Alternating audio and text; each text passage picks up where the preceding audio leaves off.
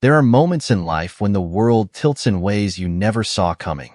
I'd spent 25 years building my life, my marriage, and my business, thinking that I knew what Sarah and I had. We had been through the highs and lows, good times and tougher days. But nothing prepared me for what happened that night. It was a Tuesday, a regular evening, and I was coming home from another long day at Thompson Financial, the same company my great-grandfather built from the ground up, one deal at a time. My name's Greg Thompson, CEO, president, husband to Sarah for a quarter of a century, and as far as I knew, a content man. Life was solid. As I stepped through the front door, I saw her right away. Sarah was sitting at the kitchen table, a couple of wine glasses between us, her face lit with this strange, calm glow. She looked up at me but didn't smile, didn't really do much of anything, just watched. There was a big red envelope sitting beside her, and it caught my eye right away. I figured she had some surprise planned. A trip, maybe a gift?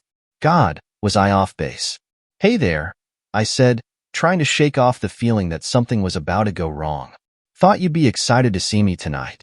What's with the envelope? I smiled, hoping she'd ease the tension I could feel rolling off her. She didn't. Greg, we need to talk. Her voice was flat, almost emotionless. Not the tone of the woman I'd spent my life with. I felt a shiver run down my back, my mind already bracing. What's this about? I asked, feeling my stomach twist.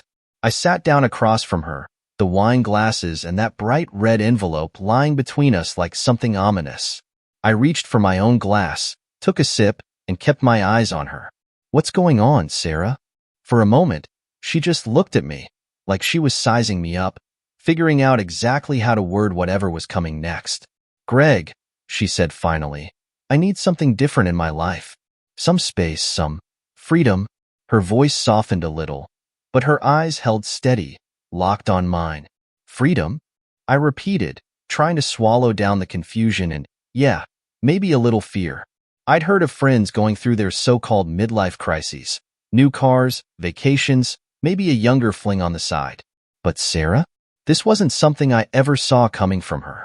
Look, I know it's a lot to throw at you all at once, she continued. But this isn't something I just woke up and decided today. It's been the building. Our kids are grown, and I've been thinking about what I want for myself, too. You mean you want space from me? My throat felt tight as I pushed out the words. She'd been distant lately, sure, but I never thought we'd get here, to this. Not forever. Just 6 months. She spoke calmly, as if 6 months was a drop in the bucket, like it was nothing. No contact, no checking in, no restrictions. Just time for me to see what it feels like to live without expectations for a while. My head was spinning. The words came out almost before I realized I was speaking them. And this break, would it be like you're, I don't know, living like you're single? She gave me a small, almost apologetic smile. That's one way to put it. I leaned back in my chair, staring down at that big red envelope again. I hadn't even opened it yet, but somehow, I felt like it had just detonated between us. So what, Sarah? I asked, my voice edged with something I couldn't quite rein in. Does this mean you're planning on seeing other people? Her smile wavered just a bit. Probably, she said, almost too quietly to hear. But I heard, loud and clear. She saw my expression and added quickly, I just feel like I've been orbiting around you my whole life, Greg. It's been good, don't get me wrong. But I need to know what it's like to stand on my own. To feel like I'm not just the wife, you know? No, I didn't know. Not even a little. But suddenly, the reality of it hit me. She wanted this. She had planned it. And there was nothing casual about it. I can't believe you're telling me this, I said, my voice barely steady. We've been married 25 years. That's a lifetime, Sarah. It's not forever, she whispered, almost pleading now, as if I should understand. It's just 6 months. 6 months?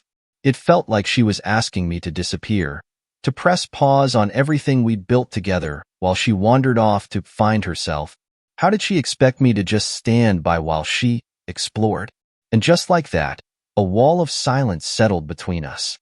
The woman I'd known, or thought I knew, was sitting right in front of me. But she was a stranger now.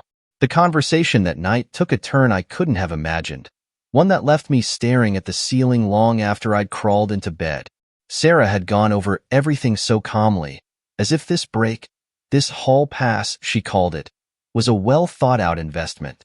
But for me, it felt like the bottom had just fallen out. When I woke up the next morning, it was with a gnawing feeling in my stomach that wouldn't quit.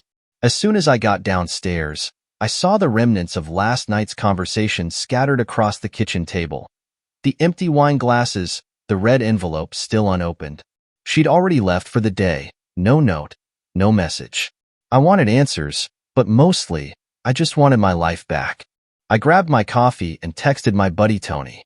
He was a no-nonsense guy who'd seen the good, the bad, and the ugly when it came to relationships.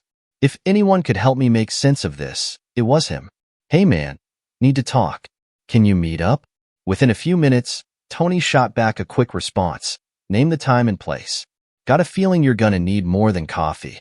An hour later, I was sitting across from Tony in a quiet corner of our favorite diner, the kind of place where people leave you alone and the coffee flows nonstop. Tony looked at me, eyes sharp and knowing, as if he'd already pieced together what was wrong.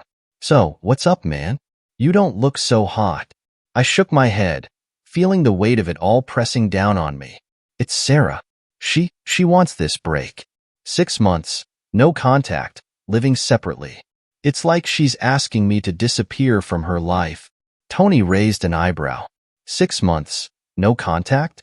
You sure this isn't a long setup for a divorce? I let out a heavy breath, trying to ignore the twisting in my chest. No, that's just it. She swears it's not a divorce.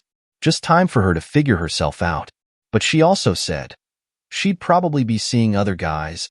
I could barely get the words out, the thought so absurd, so foreign to everything I knew about her. Tony's face hardened. You're telling me she's just gonna walk out of your life for half a year? No strings attached? Greg, that sounds like a green light for her to do whatever she wants and call it self-discovery. I knew what he meant. The whole thing reeked of something slippery, something I couldn't quite grasp but couldn't ignore. But even as I sat there, I couldn't help thinking of all the little moments we'd shared over the years.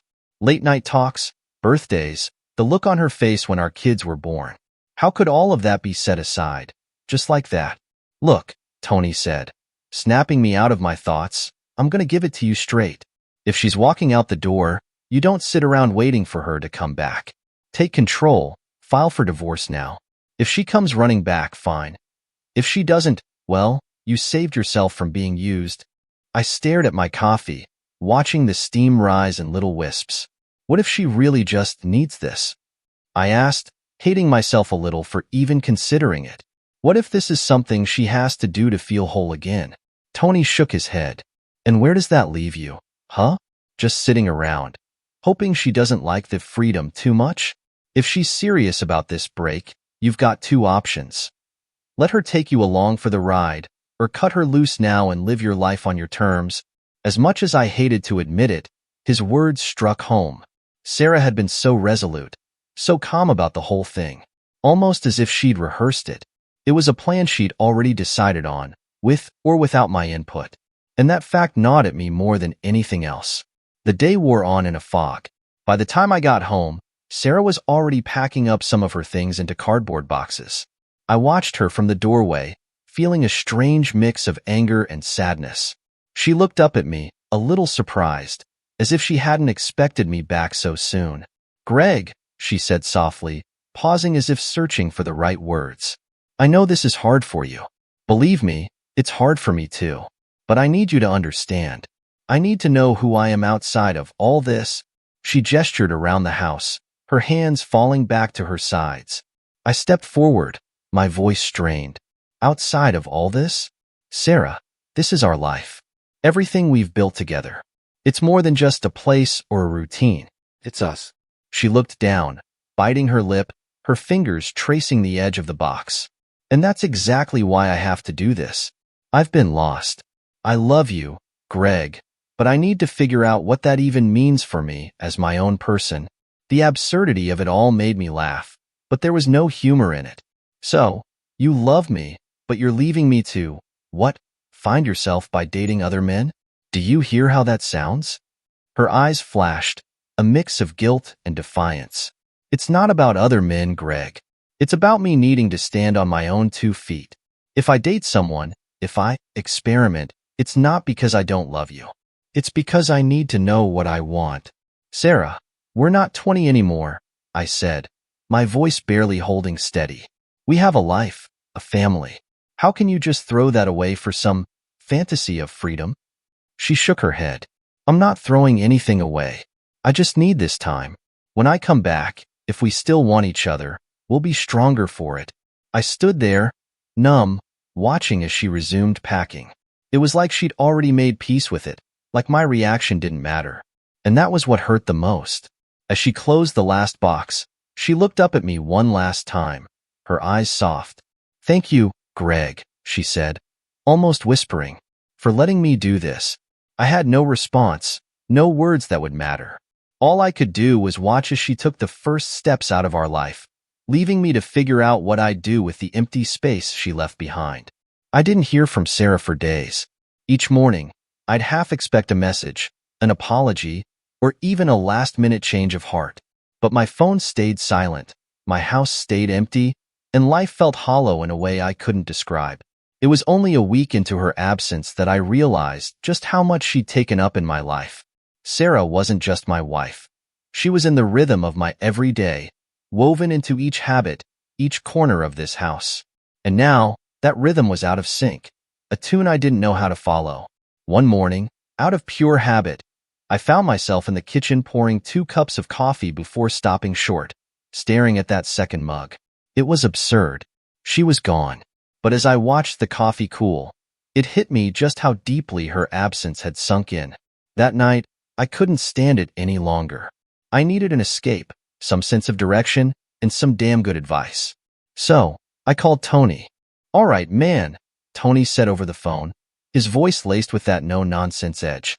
You need a distraction, and you need one now. Let's hit the bar tonight. I hesitated. I hadn't been to a bar without Sarah in, well, I didn't even know. But the house was suffocating me, each quiet corner reminding me of everything I couldn't change. I agreed, figuring a night out wouldn't hurt, if only to get some fresh air and maybe, just maybe, a different perspective. A few hours later, Tony and I were sitting in a booth at Sullivan's, an old haunt from back in our college days.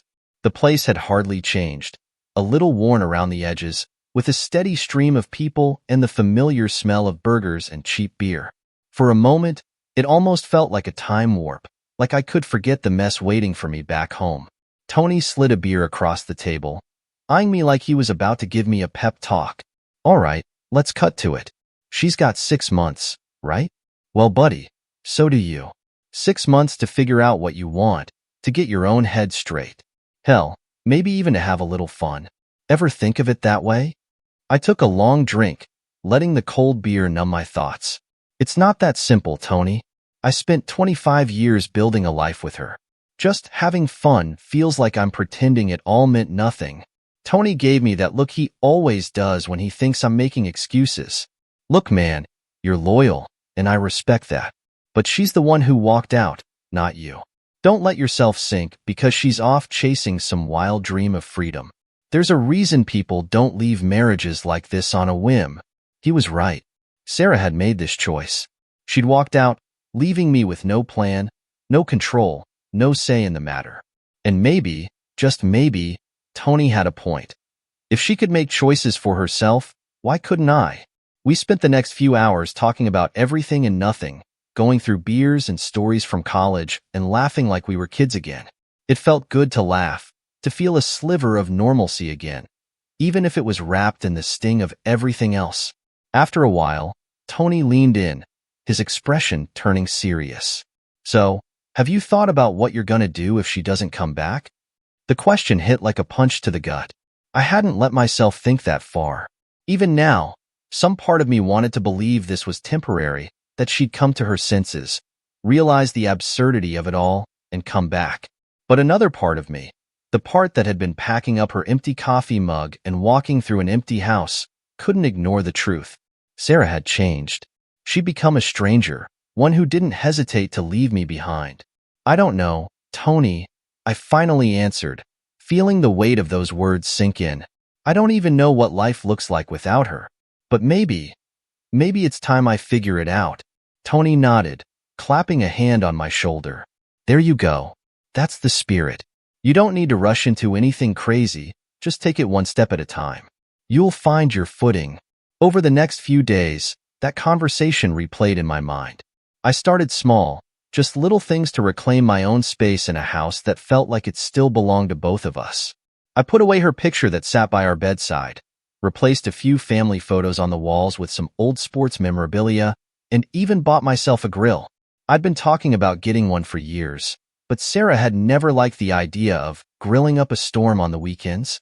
It felt strange at first, but also freeing in a way I hadn't expected. One Friday night, I found myself outside on the patio, jazz playing from the radio and a steak sizzling on my new grill. The air smelled of smoke and summer, and for the first time in weeks, I felt a small sense of peace settling in. Not the kind of peace I'd felt with Sarah, but something different, something I was learning to create on my own. As I sat there, I thought about the next few months. I didn't know where they'd lead me, and I wasn't sure what I'd find at the end of it. But something told me that maybe, just maybe, I could find my own footing. Maybe I could live with the unknown and come out stronger for it. In the quiet of that night, I made a promise to myself. I'd take each day as it came, without waiting for her to come back. I'd rebuild, piece by piece, and if she did return, I'd be ready, with or without her. The days turned into weeks, and slowly, I began settling into my new routine. I worked, spent my evenings on the patio with my jazz and my grill, and caught up with friends I hadn't seen in years. It was strange how things that had once seemed so important now felt like distant memories. The life I'd built with Sarah had shaped me, but without her, I found parts of myself I'd long forgotten. But just as I thought I was finding some semblance of balance, Sarah came back into my life, not in person, but through a few unexpected words I heard from our daughter, Emily. She'd called me out of the blue one evening, her voice carrying a nervous edge I hadn't heard since she was a teenager. "Hey, Dad," she said. "How are things?" I told her I was doing fine, keeping busy. I'd always tried to shield her from the strain between Sarah and me, but I knew she could sense it. Emily was perceptive, always had been. I wasn't surprised when she got to the real reason for her call. "Have you heard from Mom?" I took a deep breath, not entirely sure how to answer. "No," I said finally. "We're giving each other space." Emily hesitated, then pressed on, her words cautious but steady. "I saw her last weekend. She was different. I'm not sure how to explain it. She seemed happy, I guess, but distant too." Her voice dropped, barely more than a whisper. "I think she's seeing someone." I felt my chest tighten, like someone had pulled a band too tight around my ribs. It wasn't that I hadn't considered the possibility. She'd practically told me as much the night she left. But hearing it from Emily, hearing her uncertainty, made it all too real. "Emily," I said, keeping my voice calm, "your mom needs to figure things out, just like I do. Whatever she's doing, it's part of that." She let out a quiet sigh, one that sounded far older than her years. "I get it, Dad. I just wanted to check in, make sure you were okay. This whole thing, it's hard to wrap my head around." I could hear the hurt in her voice, and it stung more than anything else. Sarah's decision wasn't just affecting us. It was tearing at our family in ways I hadn't anticipated. "I'm okay, Em," I reassured her, hoping I sounded convincing. "Just taking it one day at a time." We hung up shortly after, but I couldn't shake the conversation. Sarah was out there, living a life completely separate from the one we'd shared. And here I was, still struggling to pick up the pieces. But Emily's call had sparked something inside me, a fire, a determination. I couldn't just wait for Sarah to come back or wonder about what she was doing. I had to find a way to move forward. That weekend, I did something I hadn't done in years. I went down to the dealership and picked out a car, a sleek, black convertible, the kind I used to dream about when I was younger. The salesman was younger than me, all slick confidence, but he didn't need to sell me on it. I'd already made up my mind. As I drove out of the lot, the top down and the wind in my face, I felt something shift inside me. I wasn't the same man who'd stood by while Sarah packed her bags. I was starting to let go of the life we'd had together, starting to make room for something new. Over the next few weeks, I threw myself into the simple things, the kind of everyday routines that anchored me. I took up fishing again, spending early mornings by the lake, just me, my thoughts, and the gentle ripple of water. I even joined a community league for pickup basketball, running drills with guys I'd known in high school. It felt good, reminding me of a time when life was straightforward. But there was a part of me that still couldn't let go of Sarah entirely. And that part of me wondered if she'd come back, if she'd realized that whatever she was looking for out there wasn't worth losing what we had. Then, one night, I got a call from Sarah. Her name flashing on my screen hit me like a jolt of electricity. I froze, 1,000 questions flooding my mind in the space of a few seconds. But I answered, keeping my voice steady. "Hey," I said, not giving away the anticipation and, yes, the anger building in my chest. She took a shaky breath, and I could hear the familiar edge of nerves in her voice. "Greg, I know I said we wouldn't talk, but I needed to reach out. I've been thinking about us." Her words hung in the air, an echo of the hope I hadn't wanted to admit I still had. "What is there to talk about, Sarah?" I asked, my voice firmer than I felt. "You wanted 6 months of freedom, of space. And here I am, giving it to you." "I know," she said, her voice small. "But this isn't easy for me either. I thought this break would give me clarity, a sense of who I am. And maybe it has, but not in the way I expected." I waited, not sure if I wanted to hear what she'd say next. "I miss you, Greg," she whispered. "I miss us." The words twisted in me, half relief, half resentment. "You miss me? Sarah, you walked out. You left to live a different life, remember?" She was silent for a long moment, and I almost thought she'd hung up. But finally, she spoke, her voice barely a whisper. "I thought I needed to be alone to figure myself out, but I just feel empty." I wanted to believe her, to let those words wash away everything that had happened. But I couldn't. Not yet. She'd made a choice, and I was living with the consequences every day. "Sarah, if you miss me, you know where I am," I said, my voice steady but cold. "But this is your decision. I can't make it for you." There was a pause, and then she spoke again, softer this time. "I understand, Greg. I'll let you go." And just like that, she was gone again, leaving me with nothing but the echo of her voice and the cold, hard truth. This time, if she wanted me, she'd have to prove it. And for the first time, I was ready to let her try. The days after that call blurred together. I couldn't shake her words, her voice trembling as she admitted that she missed me, missed us. Part of me wanted to believe that her realization was a turning point, that she'd come back ready to rebuild the life we'd had. But the other part of me, the part that had spent the past few months rediscovering who I was without her, wasn't so sure. I was beginning to wonder if the man I was becoming could live in the shadow of the marriage we'd once had. I threw myself into work, staying late and taking on projects I'd usually avoid, anything to keep my mind occupied. One evening, as I was about to leave, I ran into Greta, a former professional golfer turned insurance agent. We'd met a few weeks back at a Chamber of Commerce event, and I was surprised by how easy it was to talk with her. She was sharp, funny, and confident, with a way of seeing life that felt refreshing and uncomplicated. That evening, she spotted me as I was locking up my office. "Greg, burning the midnight oil?" she asked, flashing a quick smile. I shrugged, giving her a tired smile back. "Yeah, just trying to keep busy, you know?" "Well, you look like you could use a break.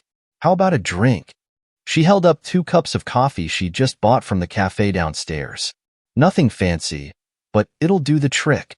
We ended up at a park bench overlooking the city skyline, the sun setting in a wash of orange and pink. We talked about everything but my troubles with Sarah, and for a few hours, I let myself relax. Greta was a breath of fresh air, someone who had been through her own share of struggles and didn't shy away from the truth. She told me about her career on the golf circuit, how she'd walked away from it all to find something real. "You know, sometimes you have to walk away to see what you're really made of," she said, her gaze thoughtful. "You're not defined by the people around you, Greg. You're defined by the choices you make when everything else falls away. Her words stuck with me.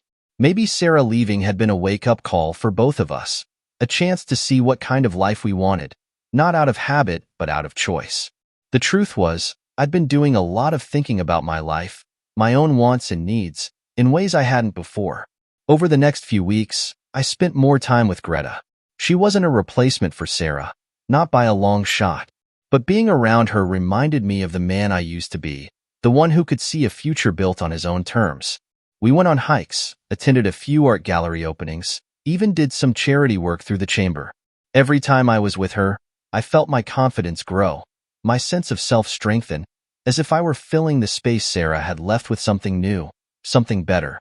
Then, one Friday evening, just as I was locking up at the office, I got another call. This time, it wasn't Sarah. It was Emily. "Dad," she said, her voice uncertain. "Mom called me earlier today. She says she wants to come back." I froze, caught between relief and dread. Sarah had finally made her choice. But was it too late? I knew what she meant to me, what we'd been through. But I also knew the man I was now wasn't the same one she'd left behind months ago. Did she say anything else? I asked, trying to keep my tone neutral. Emily hesitated.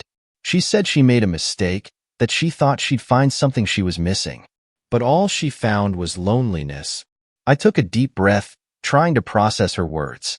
"Thanks for letting me know, Em. I'll figure it out." After we hung up, I sat there, my thoughts racing. I knew that if I let her back into my life, things would be different. They had to be. We couldn't go back to the way things were. The question was, could I let her back in without losing everything I'd found on my own? That weekend, I reached out to Tony, hoping he'd offer some straightforward advice. We met at his place, a cabin just outside the city, where we'd often gone fishing together back in college. As we sat out by the lake, the water smooth as glass in the evening light, I finally laid it all out. "Tony, she says she wants to come back," I said, the words heavy on my tongue. "Part of me wants to let her, but part of me isn't so sure." Tony took a long drag of his cigar, his gaze fixed on the water. "Greg, it's simple but not easy. You've been through hell these past few months, finding out who you are outside of that marriage. The question is, can you keep being that man if you let her back in?" I nodded, feeling the weight of his words.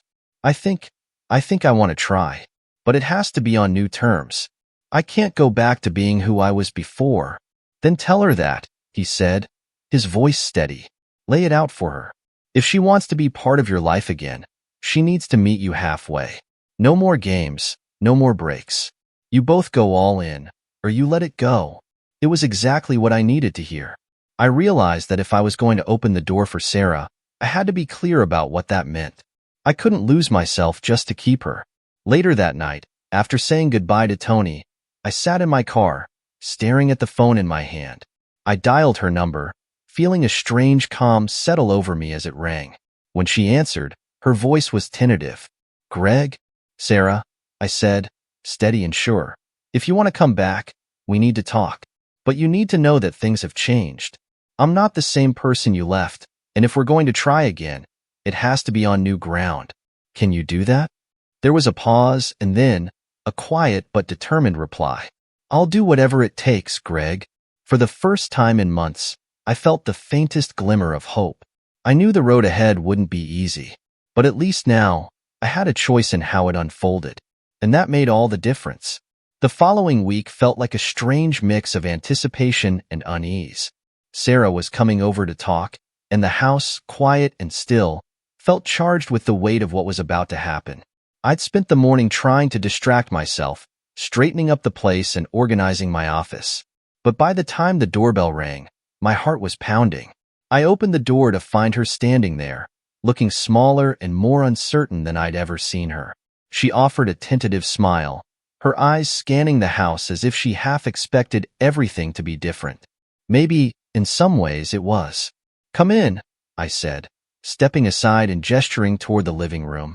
She walked in, clutching her purse with both hands, as if it were anchoring her. We settled on opposite ends of the couch, a distance that felt almost symbolic, and for a moment, neither of us spoke. The silence stretched, filled with everything we'd left unsaid for months. Finally, she looked at me, her eyes earnest. Greg, I know I can't undo what happened, and I know I hurt you, hurt us, but I want to make things right if I can. I want to come back home. I took a deep breath, steadying myself. Sarah, I need you to understand that if we're going to try this again, it has to be different. I can't go back to the way things were. I've changed, and I need to know that you're ready to meet me where I am now. She nodded, looking down at her hands. I've done a lot of thinking, Greg, these past months. I thought I was looking for freedom, a sense of who I was outside of all this. She gestured to the house, her voice barely above a whisper. But all I found was how much I missed this, missed us. Her words softened something in me, a tension I hadn't realized I'd been holding. But I knew I couldn't let myself fall back into the same patterns, the same habits that had led us here. I needed to make my expectations clear, for both of us.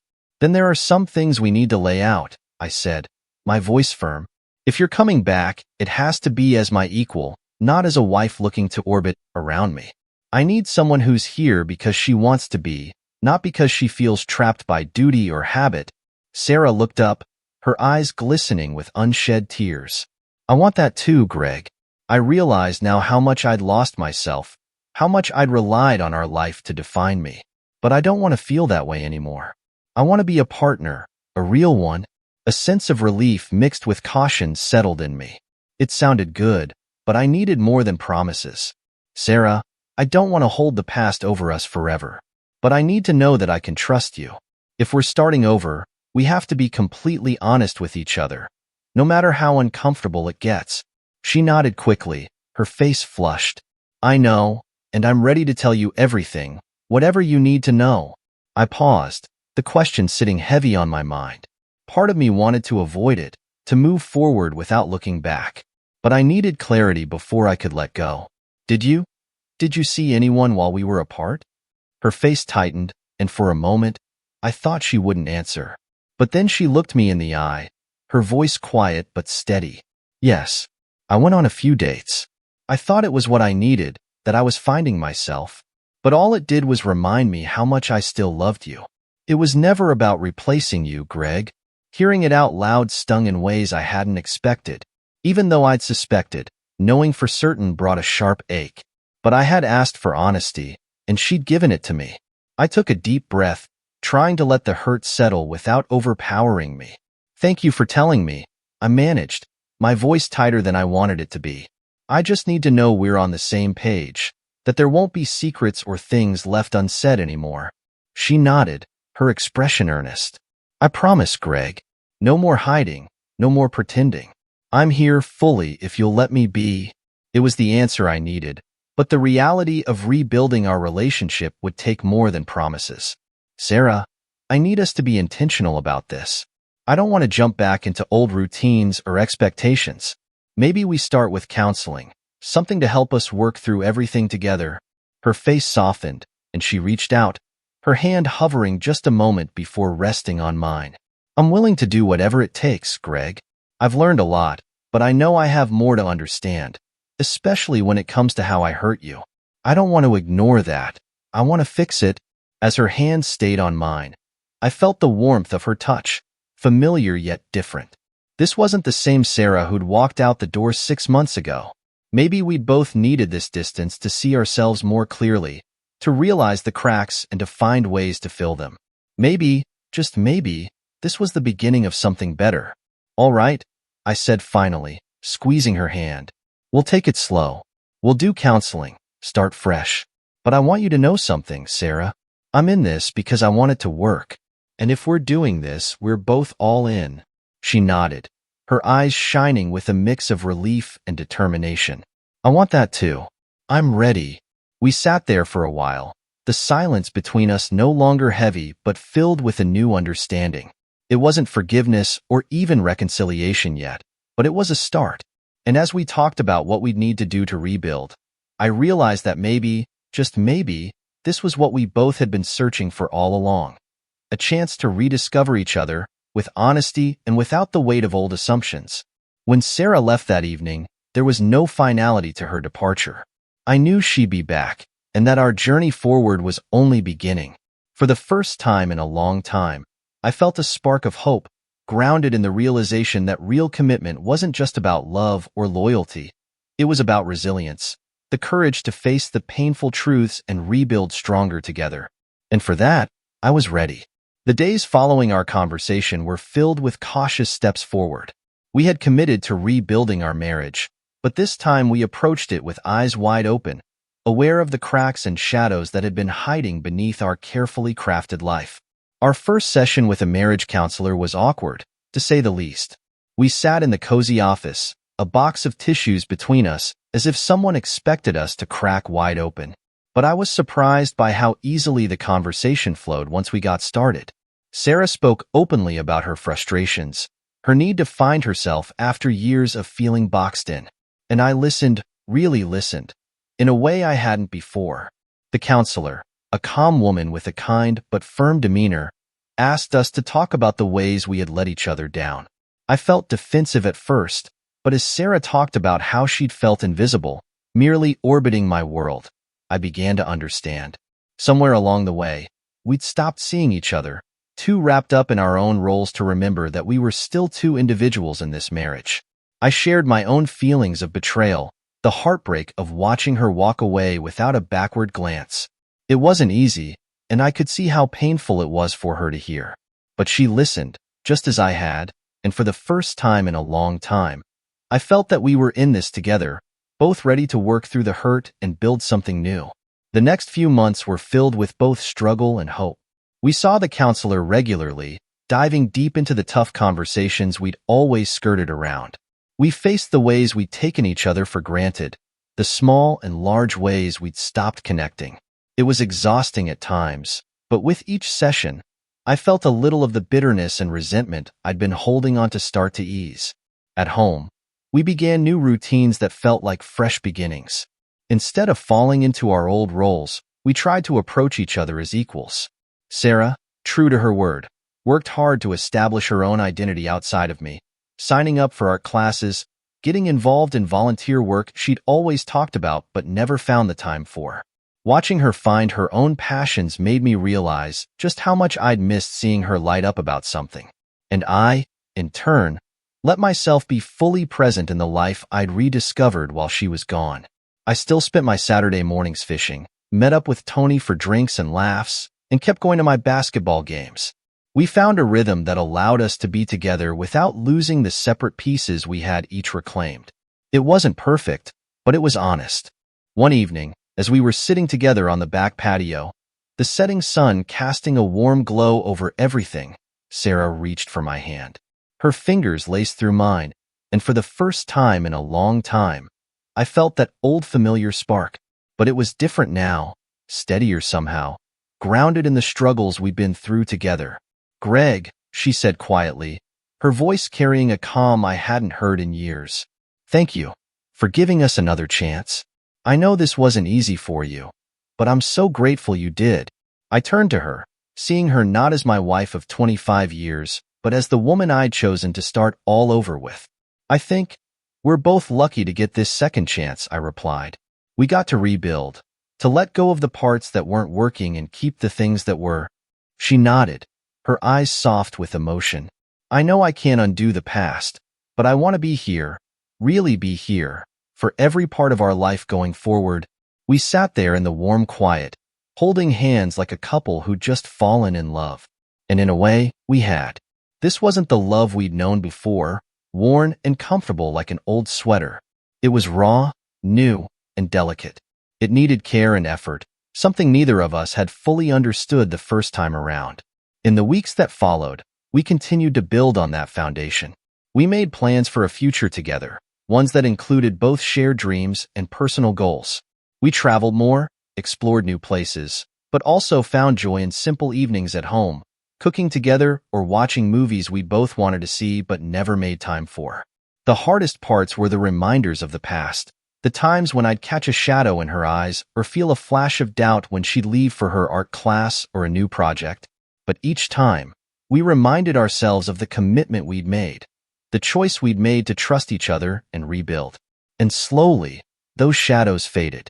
The laughter returned, along with the comfort of knowing we were both fully present in each other's lives. It wasn't easy, and there were days when the hurt would flare up, sudden and sharp. But those moments became fewer, replaced by the steady realization that what we had now was stronger than before. One evening, after we'd settled down to a quiet dinner, Sarah looked across the table at me, her eyes full of gratitude. "Greg," she said softly, "I don't know what I would have done if you hadn't given me the chance to come back." I reached across, taking her hand in mine, feeling the warmth that had grown between us, hard-won and honest. "Sarah, I think we saved each other. And that's something I'll never take for granted." In the end, it wasn't a perfect love story, but it was real. And as we sat there, together in the home we'd reclaimed, I knew that whatever the future held, we'd face it with open hearts and a shared strength we'd built piece by piece. Our second chance had given us something rare, a love that had withstood fire, doubt, and distance, a love that had been broken and mended. And for that, we were ready.